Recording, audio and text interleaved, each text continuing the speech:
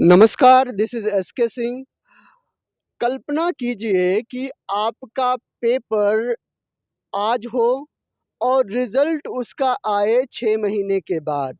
अगर आप इसको दूसरे तरीके से देखा जाए तो अगर किसी राज्य का चुनाव हो आज और उसका रिज़ल्ट आए 6 महीने के बाद तो कैसी परिस्थिति बन सकती है। लेकिन क्या ये कल्पना हमारे देश में जो बैठे नेता हैं वो करते हैं कि नहीं?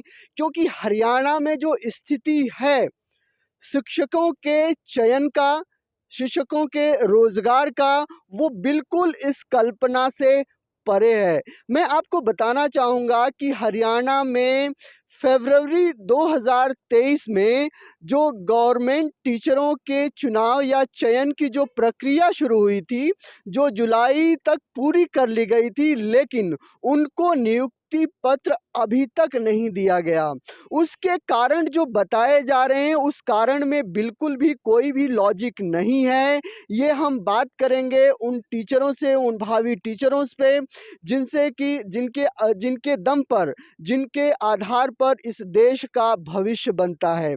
हम जानने की कोशिश करेंगे कि आखिर उनको नियुक्ति पत्र मिलने में ऐसी क्या अड़चनें हैं और उस अड़चनों में सरकार का क्या रवैया रहा है। तो आइए बात करते हैं। आप ये देखिए, ये जो पूरा प्रक्रिया है वो 7400 कुछ लोगों का जो है कि पूरे चयन का प्रक्रिया है, जिससे कि कम से कम 25-30 जो है कि लोग प्रभावित हैं अगर पूरे फैमिली को अगर देखा जाए। लेकिन सरकार जो है इनकी बातों को सुनने का नाम ही नहीं ले रही है, जैसे कुछ हुआ ही नहीं है। सबसे पहले मैं आपका नाम जानना चाहूँगा, मैं जानना चाहूँगा कि आप कहाँ से हैं? सर नमस्कार, मेरा नाम ज्योति है और मैं रोहतक से बिलॉन्ग करती हूँ। ज्योति जी, रोहतक से आप आई हैं, क्यों आई हैं? सर एक्चुअली हमारा जो टीचर्स की चयन प्रक्रिया है, टीजीटी जो भर्ती है, ये फरवरी 2023 में निकाली थी सरकार ने।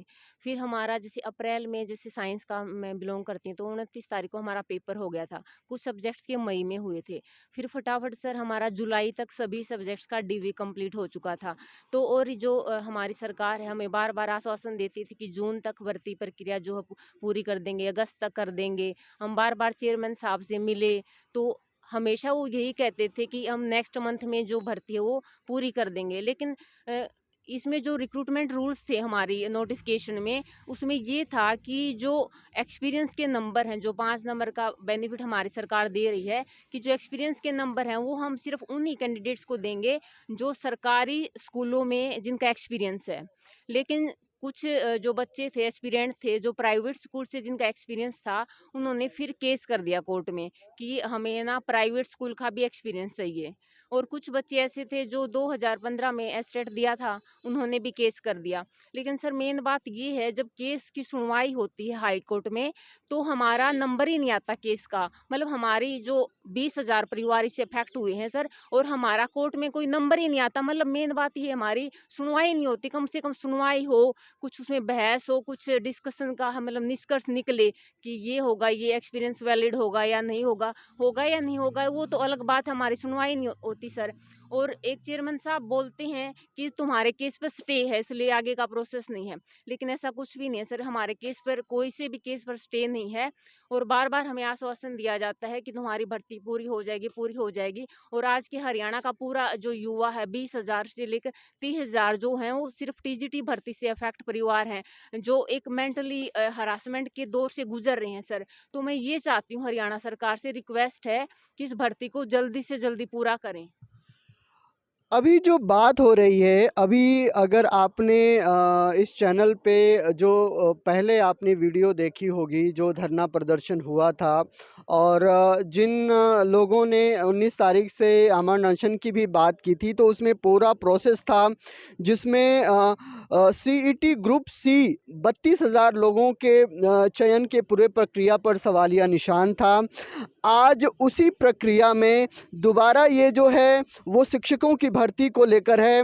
तो ये कहीं न कहीं सरकार जो सरकारी नौकरियां हैं उनको अनाउंस तो कर देती है, उनकी प्रक्रिया को शुरू तो कर देती है, लेकिन कहीं न कहीं वही चुनावी जो है कि गणित बीच में आ जाती है कि क्यों ना इस पूरे प्रक्रिया को लास्ट तक लेकर जो है कि जाया जाए।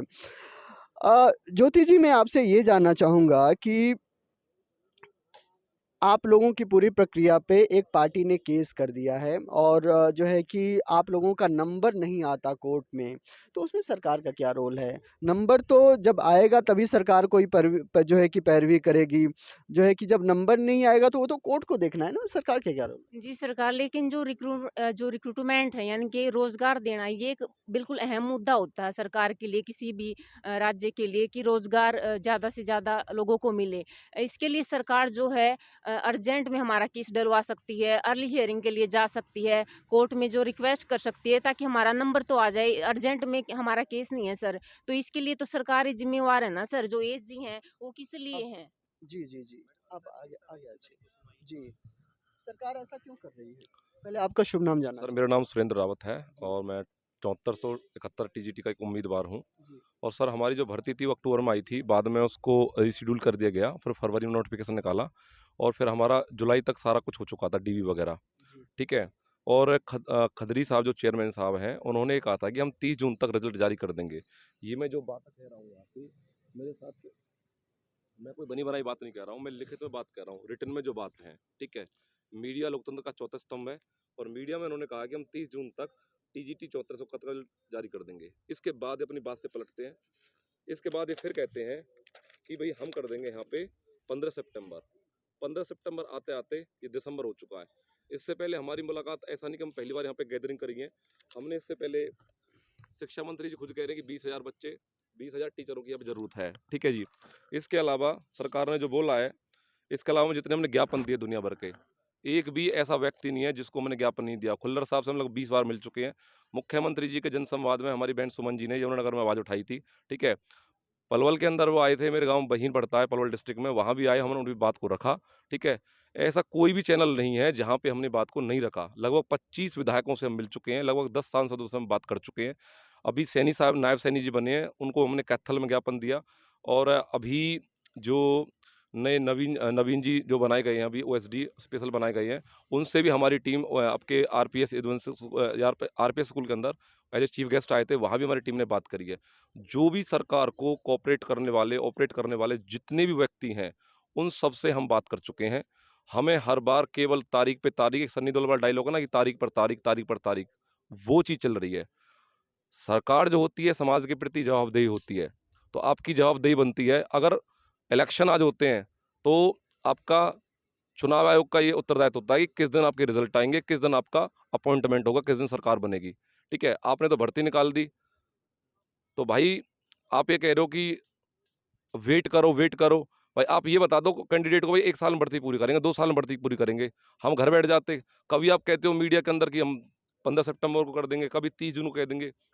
हम जितने भी कैंडिडेट हैं, चेयरमैन साहब से कई बार मिल चुके हैं। चेयरमैन साहब का 2 ही पॉइंट है कि भाई थर्ड पार्टी बन जाओ, ठीक है? और मेरे हाथ में कुछ भी नहीं है। आप जो भी कैंडिडेट है, आप उनसे बात कीजिए, ठीक है? क्या मैं जानना चाहता हूँ कि ये जो पूरा प्रोसेस है, क्या पता सरकार को अभी टीचर की ज़रूरत ना हो?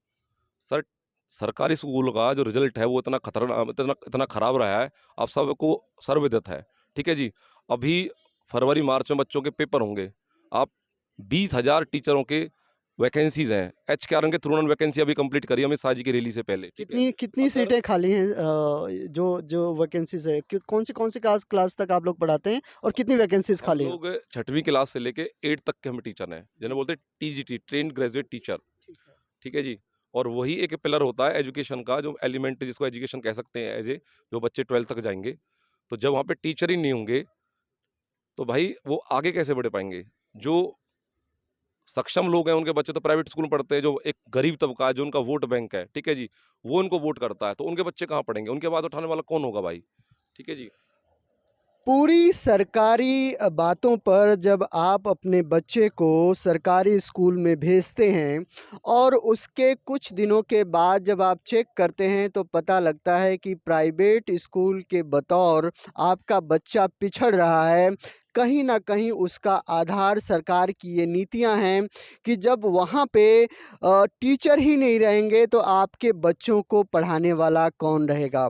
हमने यहाँ पे मनोहर खट्टर जी को भी ज्ञापन दिया है हमने, और आने वाले टाइम के अंदर हम बताना चाहते हैं, अगर सरकार हमारी बात नहीं रोकेगी तो भाई 7471 जितने भी टीजीटी हैं, जिनका मतलब आप लगा लो एक परिवार में मान कर चलो 10 लोग भी हों, तो भाई 70,000 लोग यहाँ पे आने वाले हैं पंचकुला के अंदर। ठीक है, अभी ये जो हमारा है एक सांकेतिक गैदरिंग है, आने वाले टाइम, इससे पहले हम 2 गैदरिंग पहले कर चुके हैं, हम सीएम साहब का घेराव भी कर चुके हैं। ठीक है, वो सारी बातें मीडिया में आई थी। तो भाई मैं ये कहना चाहता हूँ, अगर सरकार हमारी बातों पे अमल करे, जो हमारा 18 तारीख को केस है उसकी ढंग से पैरवी करे, अपने वकील को भेजे, जो लास्ट में ये शाम को 4 बजे के टाइम में टाइम देते हैं, हमारे केस को अर्जेंट में करे, और हमारा जो रिजल्ट है भाई जल्दी से जल्दी निकालें। अगर सरकार सुनवाई नहीं करती है, एक हमारा 11 तारीख को स्टेट का वैलिडिटी का केस है 2015 वाले का, उसमें भी सरकार अपना जल्दी जल्दी पक्ष रखे। ठीक है जी, खुल्लर साहब से हम लगभग 20 से 25 बार मिल चुके हैं, 25 विधायकों को मिल चुके हैं, मुख्यमंत्री तक पहुंच चुके हैं, अध्यक्ष जी तक पहुंच चुके हैं, आरएसएस के नेताओं तक भी हम पहुंच चुके हैं। जो भी सरकार को डील करने वाले लोग हैं उन सब से हम मतलब बात कर चुके हैं। अब आगे प्लानिंग हमारी ये होगी, आज ये हमारी सांकेतिक गैदरिंग है, 7471 का मल्टीप्लाई 10 कर लो, इतने लोग यहाँ पे आने वाले पंचकुला के अंदर। और हमें समर्थन करने के लिए हम जिन वट वृक्षों के बच्चे हैं, हम नन्ही कोपले हैं, हमारे जो खाप पंचायत हैं, ठीक है, उनसे भी हम बात करेंगे, वो भी पंचकुला की तरफ रुख करेंगे। इसके अलावा जो भी सरकार में नुमाइंदे हैं, बीजेपी के जो आपके एमएलए हैं, उनको भी हम धरना स्थल पे बुलाने की कोशिश करेंगे। ठीक है, तो हमारी अपनी पूरी प्रयास रहेगा कि हमें इस भर्ती को सिरे चढ़वाना है। अभी मुख्यमंत्री जी ने कहा था कि हम दिसंबर तक भर्ती पूरी कर चुकेंगे। ओएसडी जवाहर यादव जी से हम मिले गुड़गांव के अंदर, लगभग 250-300 बच्चे थे, और उन्होंने बच्चों के सामने ये कहा था पब्लिकली कि भाई हम दिसंबर तक भर्ती पूरी कर चुकेंगे। ये दिसंबर ही चल रहा है। ठीक है, नया साल आने वाला है, नए साल से नई उम्मीदें होती है, नई सरकार भी आ सकती है। ठीक है, तो हम सरकार के भाई साथ हैं। तो मनोहर लाल जो सरकार है, बिना पर्ची बिना खर्ची की सरकार है, सारे बच्चे इसमें समर्थित करते हैं, और हम जैसे युवा थे जिन्होंने सरकार के बारे में, ठीक है, जबरदस्त समर्थन किया, बच्चों को प्रेरित किया मोटिवेट करने के लिए, और आज हम इस चीज़ को भुगत रहे हैं। ठीक है, इतने महीनों से हम वेट कर रहे हैं अपनी भर्ती का, अपने रिजल्ट का, तो हमें ये बताए कि हमारा रिजल्ट कब तक आ जाएगा, एक ऑथेंटिक हमें इन्फॉर्मेशन मिले। जैसा कि इन्होंने बताया कि बिना खर्ची पर्ची मैं पहले भी कर चुका हूँ कि भाजपा सरकार की इस मामले में बहुत तारीफ़ करनी पड़ेगी कि जो पहले मामले चलते थे पैसे लेकर नौकरियां देने का, वो बहुत कम हुआ है, लगभग ना के बराबर हुआ है। जो आने वाले बात पर युवा इस बात का जिक्र करते हैं, लेकिन बीजेपी के ही सांसद सन्नी देओल के तारीख पे तारीख डायलॉग को बीजेपी इतना आत्मसात कर चुकी है, ख़ास तौर से हरियाणा में खट्टर सरकार, कि वो बच्चों को वही डायलॉग सुना सुना कर तारीख पे तारीख, तारीख पे तारीख बोल बोल कर 2024 के प्रधानमंत्री चुनाव तक लेना जाना चाहती है, ताकि इन बच्चों के कम से कम सरकारी खजाने से पैसे भी बचा लिए जाएं, और कहीं ना कहीं उस पार्टिकुलर समय पर वोट दिलाकर इनको वोट के तौर पे तब्दील भी कर दिया जाए। लेकिन जैसा कि इन्होंने बताया कि आने वाला 18 तारीख को जो डेट है, अगर उस डेट पर सरकार अच्छी तरीके से सुनवाई नहीं करती है तो मामला बहुत गर्म होने वाला है। इस पूरे प्रोसेस में ये 7400 कुछ बच्चे तो आएंगे ही, इनके साथ इनके परिवार वाले भी आएंगे, इनके साथ खाप पंचायतों के संगठन भी आएंगे, और कहीं ना कहीं जो दूसरे बच्चे हैं जिनकी भी जो नियुक्तियां हैं वो रुकी हुई हैं इस प्रोसेस में, वो भी इनका साथ दे सकते हैं, और कहीं ना कहीं बीजेपी के एमएलएज और इस सरकार को इस पूरे सिचुएशन का सामना करना पड़ेगा। तो आज के इस प्रोग्राम में बस इतना ही। नमस्कार, जय हिंद।